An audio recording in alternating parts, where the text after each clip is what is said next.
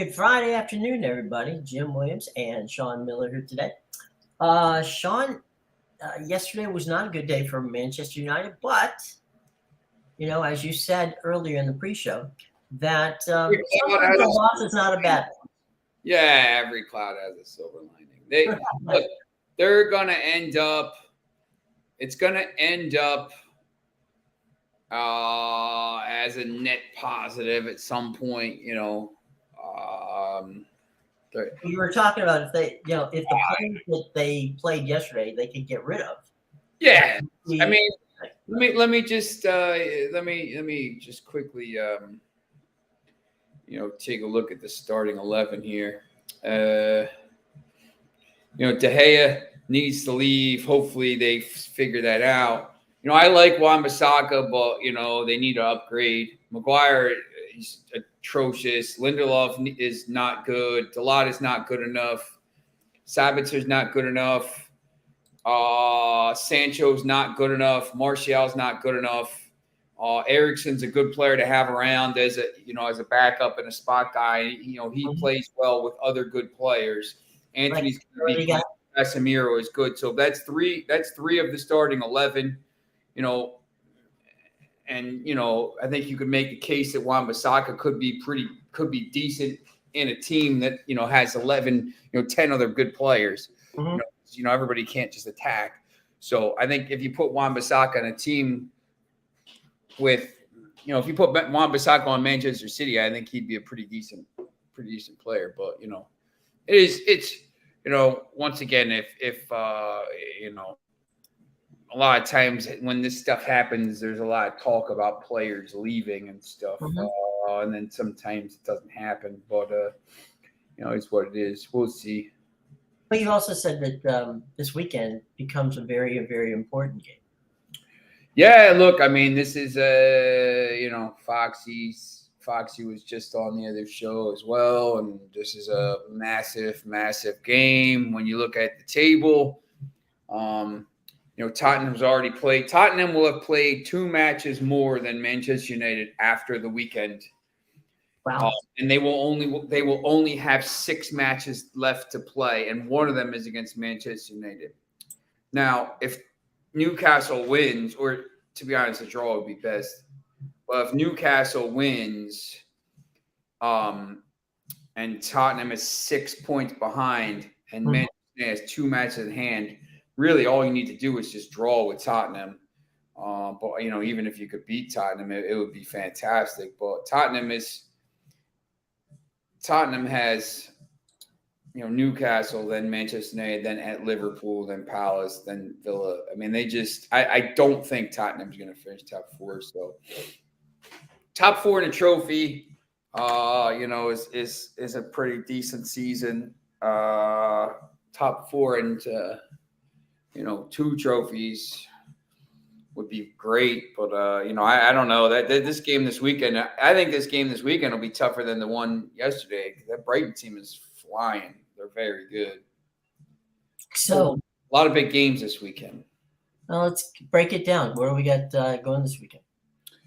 At least the ones you're interested in. Yeah, no, I mean, today Arsenal Southampton. Arsenal should destroy Southampton early. PSG plays today against the last place team. Tomorrow, the Premier League, you got Fulham and Leeds is the early game. I think that's pretty entertaining game.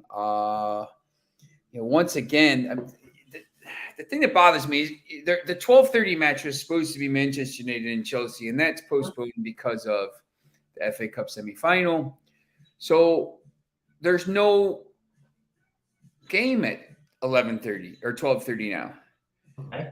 But there's a FA Cup semifinal at 11:45, which, you put that in there. So that's great. As soon as the other games are ending, that's kicking off. Mm-hmm. And it's at 11:45, so people can get back from Wembley back to Manchester and Sheffield. So I understand that. But, maybe you could have put one of the games, Palace. You couldn't change it now, but maybe they should have changed the game and put it at 2:30 or something like that. Sometimes they'll do that. But do you have flex scheduling like that? No, it's tough because you got the trains and the track. Like England's weird about that. Like it's not like here where I'm sure here stuff. They like Well, I'm just say talking they about. flex the game from Sunday afternoon to in football NFL from like Right. 1 o'clock to 4:25 or 1 o'clock to 8:30 or something like that. Right. Still the same day. So like if you're traveling, like you got to if you're going down for a game, you're getting a hotel, all that stuff. Right. In England, it's weird because the trains don't run sometimes late on Saturdays and Sundays, and there's always strikes and the fans. So it's like, a lot of fans they get the hotel the night before. So it's like, it's a real big inconvenience. That's the thing. I mean, when they go to play in London, Manchester City fans, I mean, they don't have any fans anyway. They have about 10 of them, but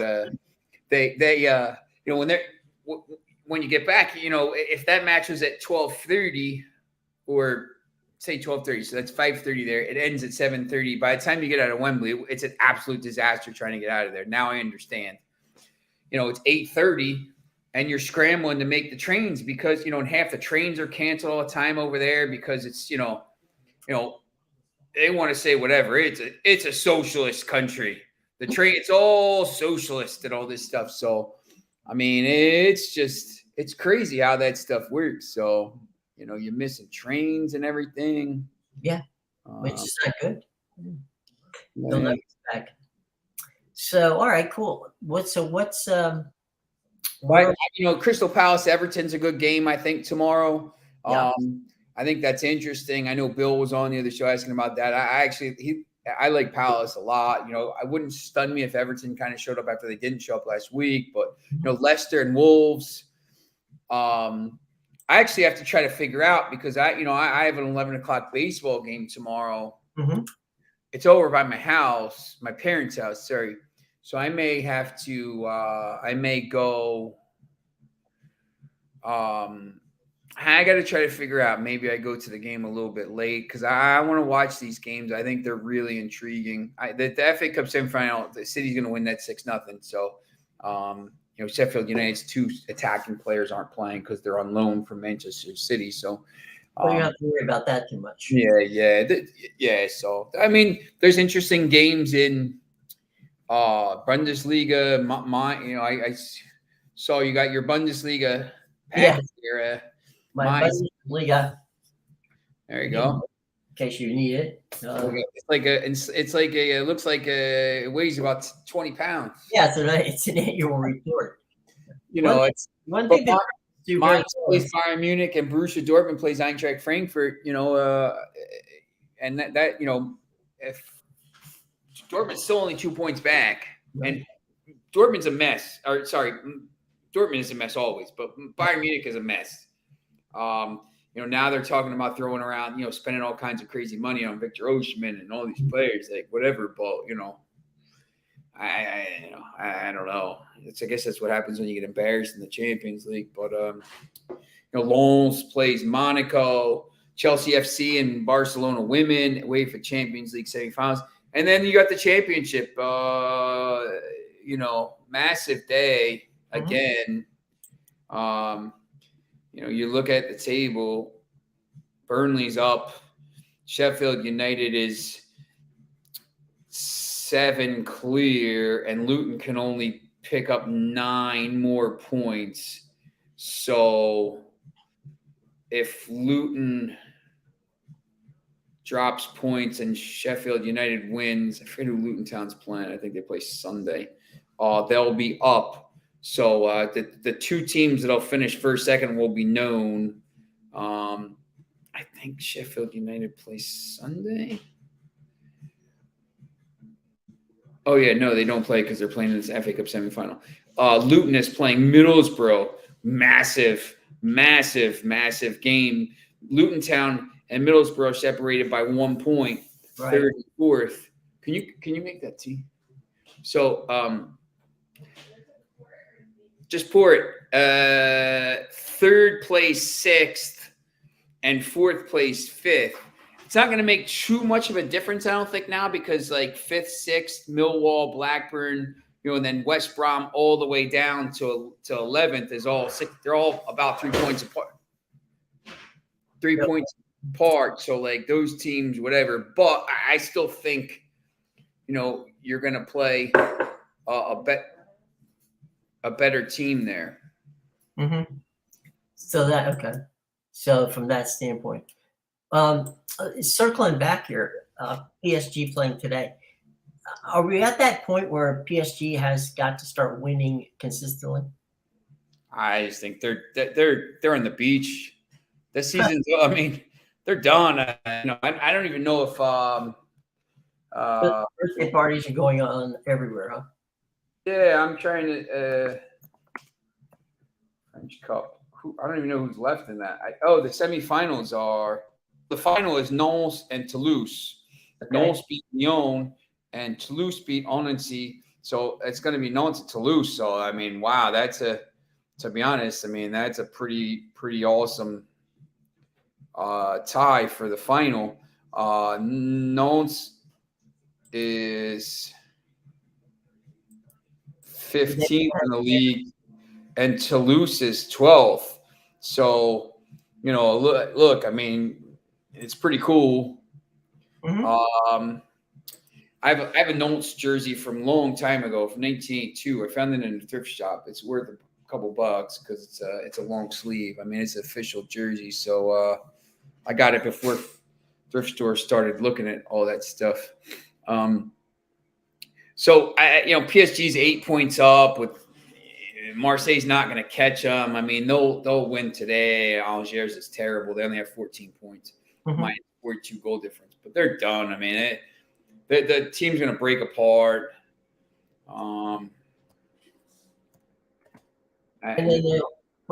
So basically, we've got nobody from PSG of note coming back. Is it kind of a prediction there? If Zidane goes, mm-hmm. or Mourinho, I think Mourinho is wanted by some other clubs. But if Zidane goes, mm-hmm. I think that could be interesting. They'll have to,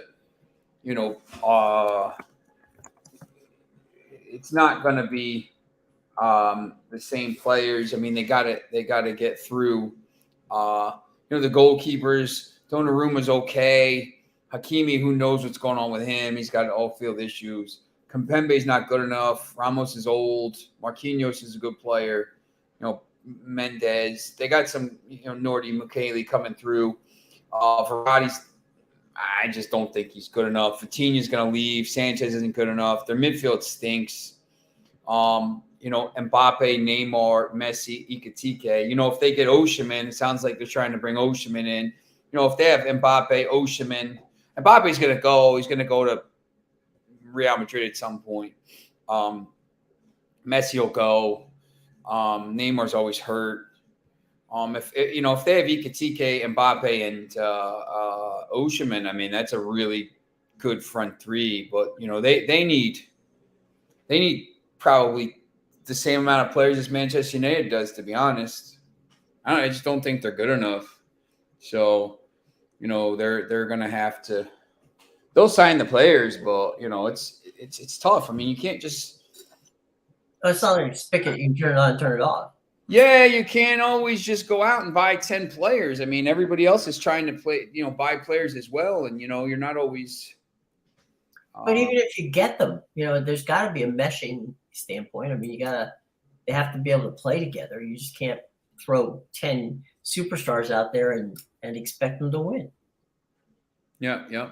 I mean, that's basically the theory of the case in a lot of sports. You've got these super teams that I never quite figured out why the fascination of, LeBron James has to play for 4 different, clubs to get his rings.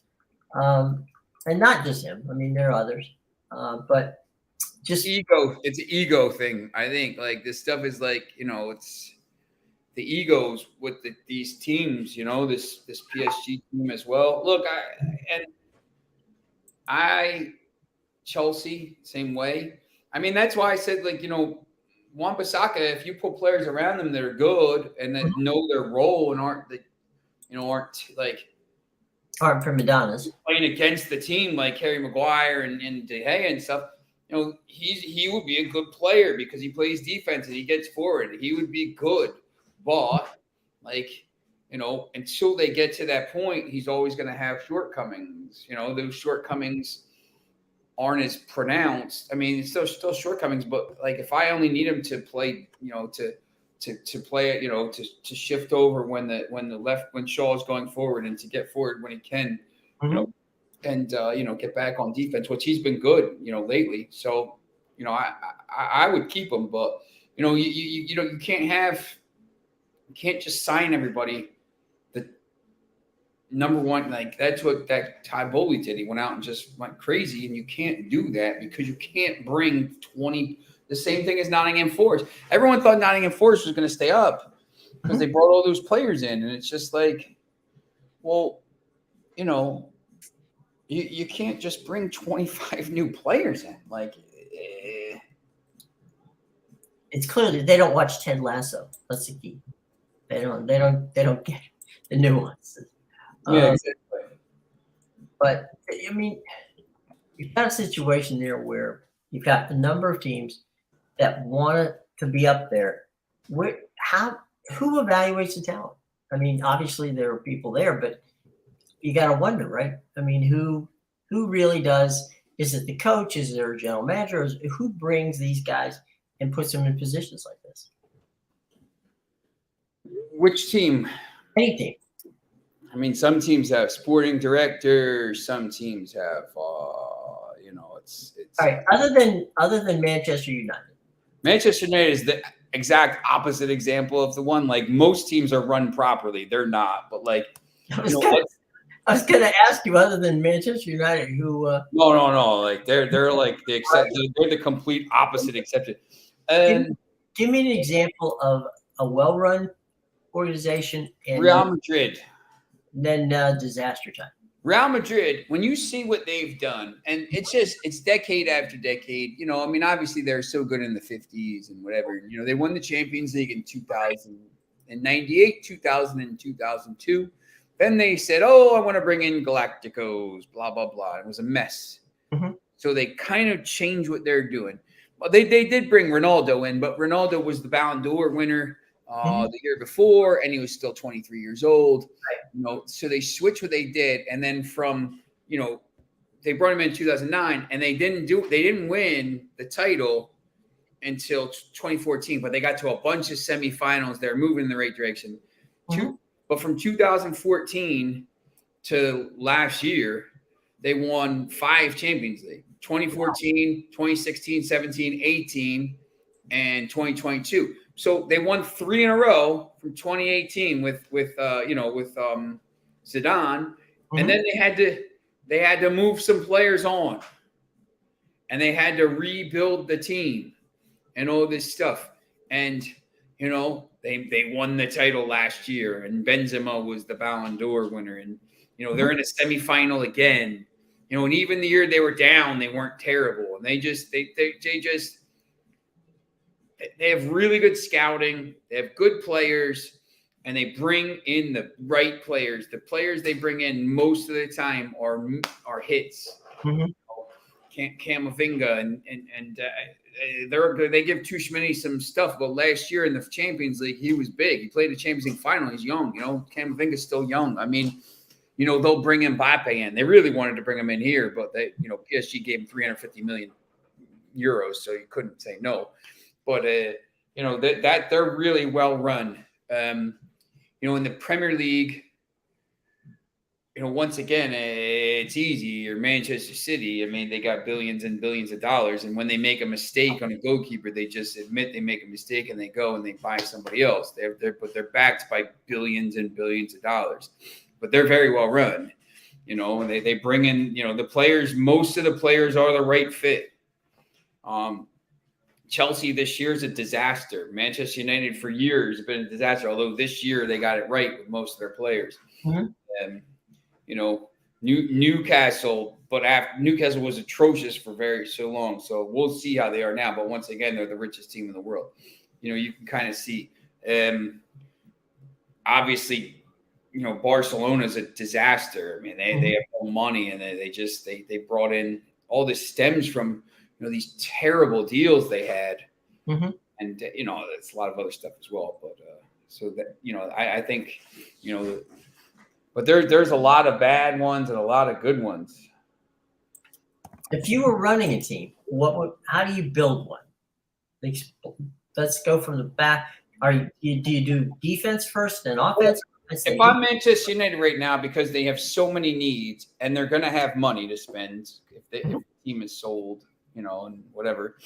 But they have to sell. They have to clear out. So you got to clear players out to raise. Dead contracts out of the way. Yes, but for me, looking at this team, you need a goalkeeper, probably at least, I would say 2 center backs. So I'll say, 1 center back is priority. So goalkeeper, center back, right back, 2 midfielders, and a 9. So that's 6. But I think you need more than that. But you can't bring 10 players in. So if they get 5 of those players this window, 2 in the winter, because they'll have money, and then a couple next by the time 2024-25 season comes, they'll be legitimate title contenders for everything. So for me, if with this, Manchester United needs a 9. They need somebody that can score goals, 100%. That's probably the biggest priority. 9. The second biggest priority would be a midfielder. You can see what Casemiro did, but I think you could argue center back. So I think you need to find a center, like a dominant center back, because they already have Rain and they already have Martinez. But you see what happens when they get injured. There's no depth behind them. So you need a third guy that's going to be able to play, a third legitimate guy, not the Harry Maguire and Lind. So a 9 and a center back, spine guys. I think you can get by with the right back. It sounds like they're going to get Frimpong. I think you get by. Goalkeeper, they need an upgrade. He says, he's clean sheets. He was terrible yesterday. 2 mistakes, arguably 3. So spine people, midfield, 9, center back, goalkeeper, then outside back, then maybe another attacking midfielder, because they have players coming through attacking players. And once again, the more equally as important is you have to clear out the bums, because I can't have Jadon Sancho hanging around when I have Ahmad tearing up the championship and I need to get him some playing time. Or I want to bring young guys in. I know everyone's enamored with Harry Kane here, and he'd be good, but you're trying to build a young team. You see what Arsenal's doing. They're the youngest team in the league. They're set for years. And Manchester United has players coming through, so they're going to be set. I think they need to find really good young players to come in and 5 years, 6 years, the next core, because, City's not going anywhere, and Arsenal looks pretty good for a while, and Newcastle is going to be good, and Chelsea at some point will be all right, because you can't spend $1 billion and not have some hits. Yeah, even the worst of them can figure that one out. At some point, someone's going to be good. So, but yeah, that's how I would do it. I mean, you'd mentioned before about Mbappe. Would Mbappe be your dream 9? Is he your dream 9? Yeah. No. I mean, he would probably be. I mean, you'd have him and Rashford probably switching back and forth. Him, Rashford, and then Antony out, whatever. But like kind of fluid attacking, I think something like that. Because he likes to play where Rashford plays as well. But, once again, Rashford could play through the middle and Mbappe could play through the middle. So, or you could put both of them up top and then have, Antony Bruno, someone out left, Casemiro, and like a diamond. No one plays that anymore. But you could have those two up top with Frimpong, Shaw, the three center backs, Casemiro, and Bruno, something like that. 3-5-2. There's so many different things you could do. But you just like if you're good enough, these guys are superstars. You're gonna find somewhere like. The problem is when they try to shoehorn players in that stink or they're just average players. You can't do that. Like, they're moving players around for someone who stinks. If your front three is Mbappe, Rashford, and I don't even know, like Vinicius Jr. will make it work. They'll be like a world. But if you're trying to shoehorn like Anthony Alanga, who's not good enough, or somebody like that's not good enough into the midfield, like Manchester United's midfield, you're shoehorning these players that aren't good enough in there. It doesn't work. But if you have the best of the best, you'll make those guys make it work. I mean, what Real Madrid's done with Cruz and Modric and those players, they find a way to make it work. And from the standpoint of finding those kind of guys,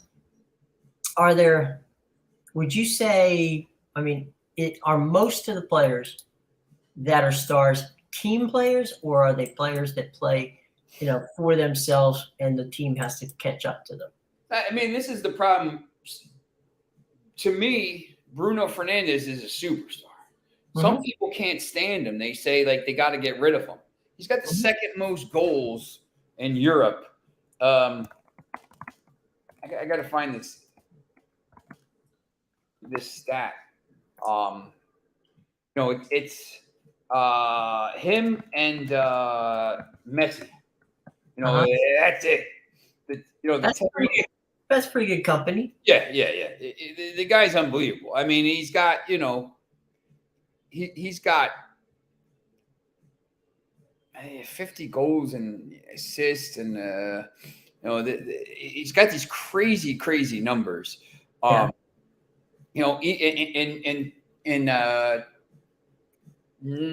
year? A couple of years ago, he had 18 goals, 11 assists. He's got all these goals, all these assists, and people are like, he's not good.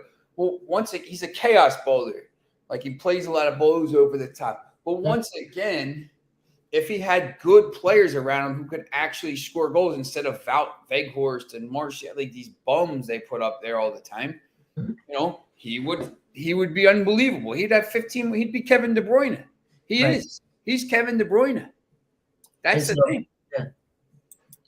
But because he plays with these bums, like, you can't see it. But some people can't see that. Right. So, you got to know the game a little bit. Like, he's unbelievable. He's really good.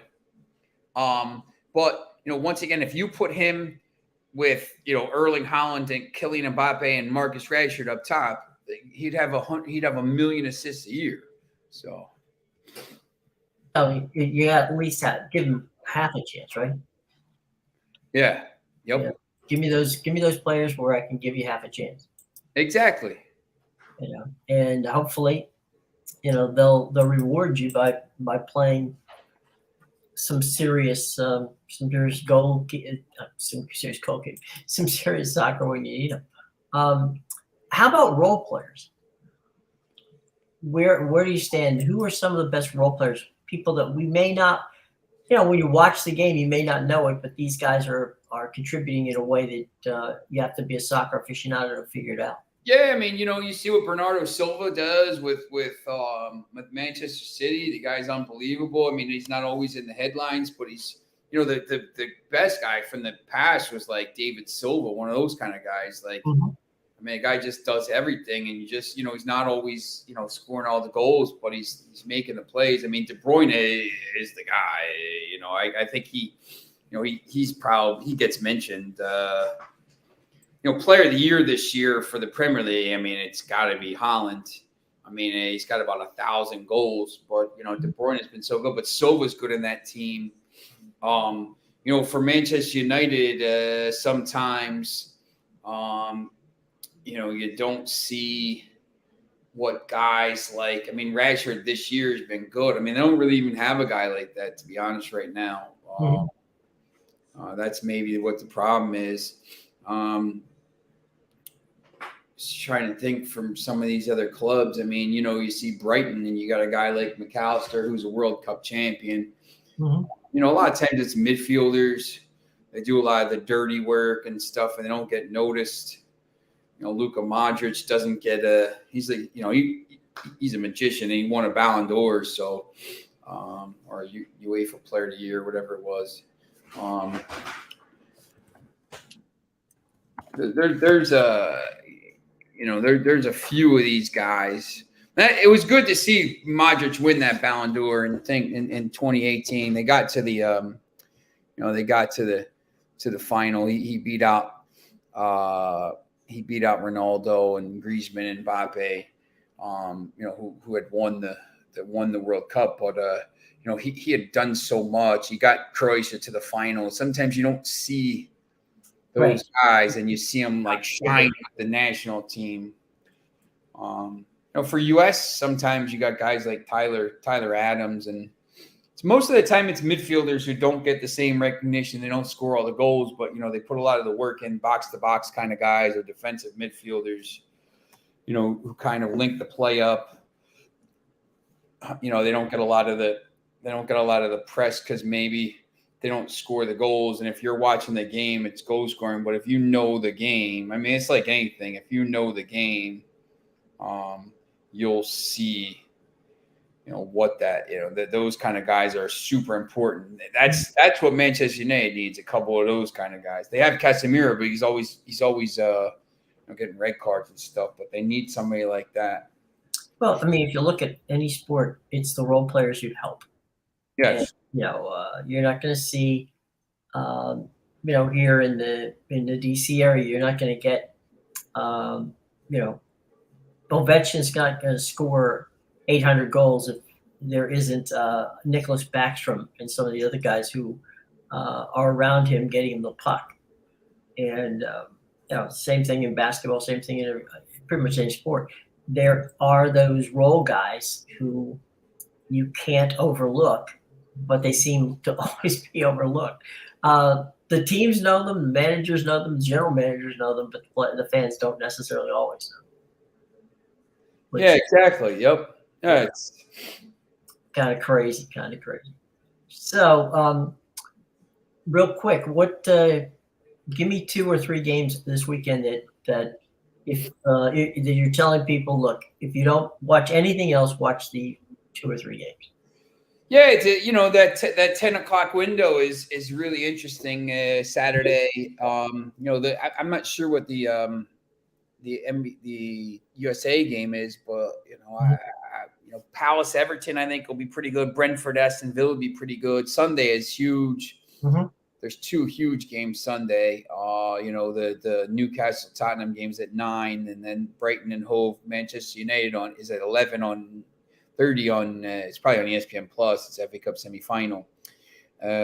So those are pretty good. Juventus plays Napoli 2:45. Juventus now back into the Champions League spots because that 15-point ban was overturned.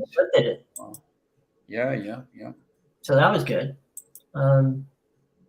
So all right, cool. So there we go. We got we know who we want and know where we want to watch them. So anything going on this weekend that people should pay attention from your standpoint? I got a casino night Saturday night for Luke's school, so that's pretty cool. Yeah. But just got a lot of different. Next weekend, I think, is the bigger weekend for stuff, and then we're 2 weeks away from the Derby and everything. Kentucky Derby.